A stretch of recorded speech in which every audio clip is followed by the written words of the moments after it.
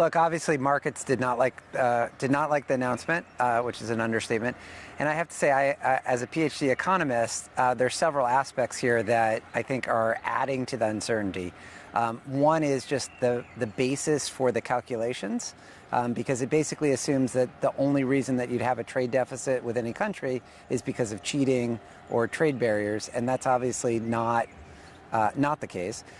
Second, the huge variation in tariff rates across countries will mean there's going to be a very strong incentive to transship, to ship to a country with a lower tariff rate into the U.S. and then ship on from there into the U.S.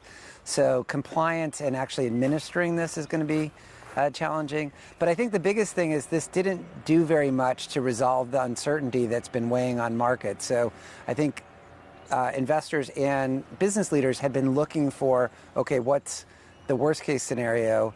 And it's not clear yet how much of this is going to be the worst case scenario. It may well be that the tariff rates even go up if other countries respond. So where do we go from here? You're telling me that the uncertainty is still on the table. What do you do? What should the investors do? Is there anywhere that they can actually protect their investments at this stage? Well, one of the things that's interesting is, contrary to the conventional wisdom earlier this year, you've seen a very strong performance in Europe, where we are now.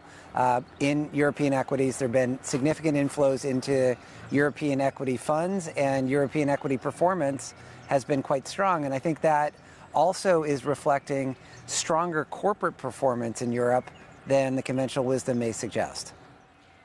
You're telling me that European equities is the spot to be right now? No, it's a spot. Yeah. But I have several questions, but one of them is exactly there, because there's a school of thought suggesting that this momentum for European equities is short-lived. What would you say to that?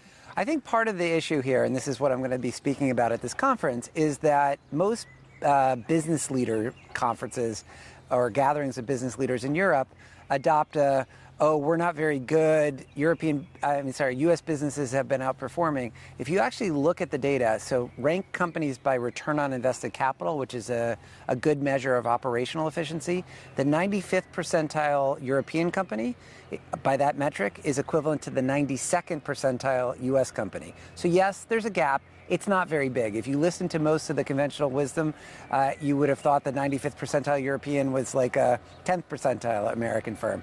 So I think their performance has been better. Buybacks and dividends are up in Europe.